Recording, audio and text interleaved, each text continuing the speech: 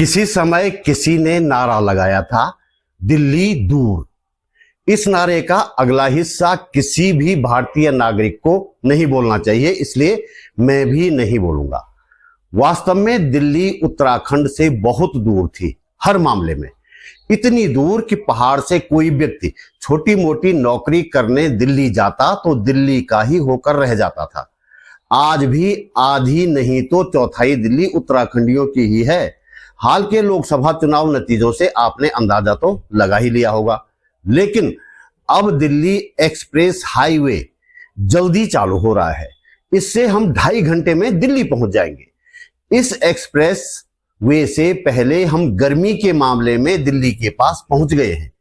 इसी सीजन में देहरादून में 3 बार मैक्सिमम टेम्परेचर 43 डिग्री या उसके पास पहुंच चुका है। गर्मी के मामले में दिल्ली के पास पहुंचने में एक्सप्रेस वे ने कितनी मदद की, इस वीडियो में बात करेंगे। वीडियो अंत तक जरूर देखिएगा।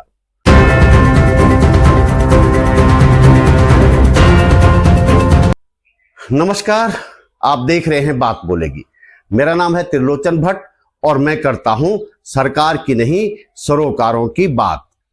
हालात वाकई बहुत खराब हो गए हैं इस साल। वैसे एक महापुरुष ने कहा था कि हमारी सहन करने की क्षमता कम हो गई है, इसलिए ज्यादा ठंड या ज्यादा गर्मी भी हम इसको मान सकते हैं महसूस हो रही है। लेकिन वास्तव में ऐसा नहीं है। टेम्परेचर बता रहा है कि सचमुच मौसम में अप्रत्याशित बदलाव आ गया है। मामला यह नहीं है कि देहरादून जैसी जगह पर टेम्परेचर 42 और 43 डिग्री पहुंच रहा है। इतना या इसके आसपास टेम्परेचर पहले भी पहुंचता रहा है। देहरादून में मई के महीने का रिकॉर्ड 43.1 डिग्री सेल्सियस था। इस बार मामूली बढ़ोतरी के साथ 43.2 डिग्री सेल्सियस नया ऑल टाइम रिकॉर्ड दर्ज हुआ है। जून की बात करेंगे तो इस बार हम अभी ऑल टाइम रिकॉर्ड से करीब 1 डिग्री सेल्सियस पीछे चल रहे हैं। जून का मैक्सिमम टेम्परेचर और अब तक का all time record 43.9 degree Celsius है, जो बना था 4 जून 1902 को, मतलब 125 साल पहले। तो 125 साल पहले भी इतनी गर्मी देहरादून में हुई थी। कहने का अर्थ ये कि इस सीमा तक देहरादून का टेम्परेचर पहले भी जाता रहा है। असली परेशानी और परेशानी से ज्यादा चिंता वाली बात यह है कि टेम्परेचर लगातार 1 महीने से नॉर्मल से ज्यादा बना हुआ है और हाल के दिनों में तो नॉर्मल से करीब 7 डिग्री सेल्सियस ज्यादा चल रहा है। मैंने पिछले 1 महीने के मैक्सिमम टेम्परेचर के आंकड़े निकाले हैं। 15 मई से 14 जून के बीच ऐसा एक दिन भी नहीं था जब मैक्सिमम टेम्परेचर नॉर्मल या फिर नॉर्मल से कुछ कम दर्ज किया गया हो। आमतौर पर कोई भी मौसम हो, कुछ दिन टेम्परेचर नॉर्मल से ज्यादा तो कुछ दिन नॉर्मल और कुछ दिन नॉर्मल से कम रहता है। लेकिन पिछले 1 महीने के दौरान एक दिन भी मैक्सिमम टेम्परेचर नॉर्मल नहीं था।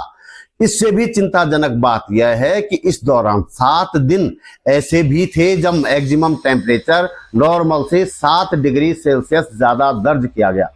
वैज्ञानिकों के अनुसार यदि मैक्सिमम टेम्परेचर नॉर्मल से 4.5 डिग्री से ज्यादा दर्ज हो तो वह होते हैं हीट वेव। इस हिसाब से देहरादून में पिछले 1 महीने के दौरान 17 दिन हीट वेव की स्थिति रही। देहरादून का उदाहरण मैं इसलिए दे रहा हूं कि यहाँ के आंकड़े आसानी से मेरे पास उपलब्ध है। स्थिति उत्तराखंड में अन्य जगहों पर भी लगभग ऐसी ही है, खासकर घाटी वाले क्षेत्रों में। चमोली, उत्तरकाशी और रुद्रप्रयाग जिले तक के घाटी वाले गांवों और कस्बों में हीट वेव की स्थिति बनी हुई है। 15 मई से 14 जून तक देहरादून में 3 दिन ऐसे रहे जब मैक्सिमम टेम्परेचर नॉर्मल से 2 डिग्री ज्यादा था। 3 दिन नॉर्मल से 3 डिग्री ज्यादा और 6 दिन नॉर्मल से 4 डिग्री ज्यादा टेम्परेचर दर्ज किया गया मैक्सिमम टेम्परेचर। इसके बाद की स्थितियां और भी ज्यादा भयावह रही।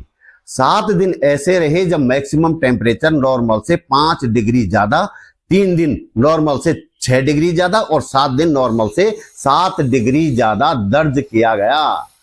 किसी क्षेत्र में कभी किन्हीं कारणों से टेम्परेचर अचानक बहुत ज्यादा बढ़ने की आशंका लगभग अक्सर बनी ही रहती है। इस तरह की स्थिति 1 या 2 दिन ज्यादा से ज्यादा रह सकती, 3 दिन मान लो। लेकिन जब लगातार 1 महीने तक टेम्परेचर नॉर्मल से ज्यादा बना रहे तो चिंता होनी ही चाहिए।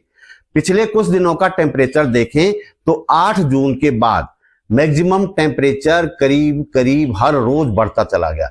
8 जून को 40 डिग्री सेल्सियस टेम्परेचर था मैक्सिमम टेम्परेचर, 9 जून को 40.2 डिग्री सेल्सियस, 10 जून को 41.1 डिग्री सेल्सियस, 11 जून को 41.8 डिग्री सेल्सियस, 12 जून को मामूली कमी के साथ 41.6 डिग्री सेल्सियस, 13 जून को 42.4 डिग्री सेल्सियस और 14 जून को 43 डिग्री सेल्सियस। हम हाई गर्मी अलापने के अलावा कर भी क्या सकते हैं। अब जरा बात करते हैं एक्सप्रेस वे की। दिल्ली को देहरादून के पास लाने वाले इस एक्सप्रेस वे ने क्या गर्मी के मामले में भी देहरादून को दिल्ली के पास पहुंचा दिया है? लगता तो हमें यही है। अभी यह एक्सप्रेस वे गाड़ियों के लिए नहीं खुला है, जल्दी खुलना है, लेकिन हीट वेव को देहरादून पहुंचने का रास्ता खुल गया है। मोहंड और आसारोड़ी की पहाड़ियों और उन पहाड़ियों पर हजारों की संख्या में खड़े साल के पेड़ दूसरी तरफ से आने वाली गर्म हवाओं को रोक देते थे, लेकिन देहरादून वालों को दिल्ली पहुंचने की जल्दी थी। तो न सिर्फ साल के पेड़ों को बल्कि पहाड़ियों को भी काटकर समतल बना दिया गया है।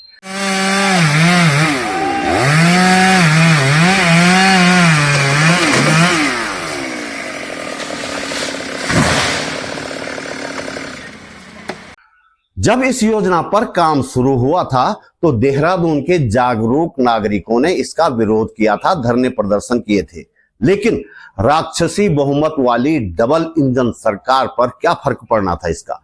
लिहाजा साल के जंगल साफ कर दिए गए, नतीजा सामने है। देहरादून ही नहीं, पहाड़ों में भी जंगलों का विकास के नाम पर इसी तरह सफाया कर दिया गया है। कहीं ऑल वेदर रोड के नाम पर तो कहीं हाइड्रो पावर प्रोजेक्ट के नाम पर।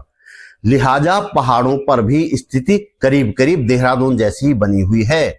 हाल के दिनों में पहाड़ों से 2 विचलित करने वाली खबरें आई हैं। पहली यह है कि अल्मोड़ा में जंगलों की आग बुझाने के प्रयास में 4 वन कर्मियों की मौत हो गई और 4 बुरी तरह से झुलस गए हैं, जो अस्पताल में भर्ती है। मौसम विभाग कई महीने पहले सामान्य से ज्यादा गर्मी पड़ने की चेतावनी दे चुका था। बाकायदा वन विभाग को एडवाइजरी भी जारी की जा चुकी थी मौसम विभाग की ओर से, पर वन विभाग ने हमेशा की तरह न तो आग लगने से रोकने का ईमानदार प्रयास किया और न ही आग बुझाने के समुचित प्रबंध किए। कागजी दावे बेशक वन विभाग कुछ भी करते रहे। दूसरी खबर यह है, हिंदुस्तान अखबार में छपी है चंपावत से। योगेश जोशी योगी ने यह खबर लिखी है। खबर के चिंताजनक पहलू पर आने से पहले जरा आराम तलब पत्रकारिता को तलब कर लेते हैं। इस अखबार का देहरादून में बैठा विशेष संवाददाता खबर ब्रेक करता है कि अब उत्तराखंड में 12 लाख परिवारों को सरकार सस्ता नमक देगी। 4 कॉलम में पहले पेज पर यह खबर छपी हुई है। विशेष संवाददाता ने लिखी तो पहले पेज पर छापनी ही पड़ेगी। मूल रूप से कुछ लाइनों की सूचना भर है ये, जो विशेष संवाददाता जी की लेखनी से 4 कॉलम बनकर अखबार में टपक गई। दूसरी तरफ ये खबर है जिला स्तरीय एक संवाददाता की है, जिसे न तो अखबार से भरपूर पैसा मिलता होगा न सुविधाएं मिल रहे हो, तो बहुत ही अच्छी बात है। आराम तलब पत्रकारिता और संघर्षशील पत्रकारिता का फर्क है ये। इस खबर को लिखने वाले पत्रकार को हम सलाम करते हैं। ये खबर साफ इशारा करती है कि हालात बहुत खराब है। इतनी तेजी से प्राकृतिक स्रोत सूखेंगे तो क्या होगा, इसकी कल्पना भी भयावह है। मैं यहाँ सिर्फ इतना कहना चाहता हूँ कि ग्लेशियरों से निकलने वाली जो सदा नीरा नदियां हैं ना, उनमें भी 75% से ज्यादा पानी इन्हीं धारों, नौलों, गाड गदेरों का है। यानी इनके सूखने से गंगा यमुना भी सूख जाएंगी, इसमें संदेह नहीं है। इसी समस्या से जुड़ी एक और सूचना, इन दिनों मैदानी शहरों में सपरिवार रहने वाले ज्यादातर पहाड़ के लोग अपने गांवों में आ गए हैं छुट्टियां मनाने और लगे हाथ देवता पूजने। बाकी सामान तो वे देहरादून, दिल्ली जहां भी रहते हैं वहां से अपनी गाड़ियों में भरकर ले आए हैं, लेकिन पानी नहीं ले जा पाए हैं। पहाड़ के ज्यादातर गांवों में प्रदेश से आए ये देसी लोग, पहाड़ों में बाहर से रहने वालों को देसी कहा जाता है, तो ये देसी लोग भीषण जल संकट से गुजर रहे हैं। कुछ तो गर्मी की परवाह किए बिना तय दिनों से, जितने दिन के लिए वो गए थे उससे पहले ही वापस अपने शहरों में लौटने लगे हैं। तो दोस्तों इस वीडियो में इतना ही।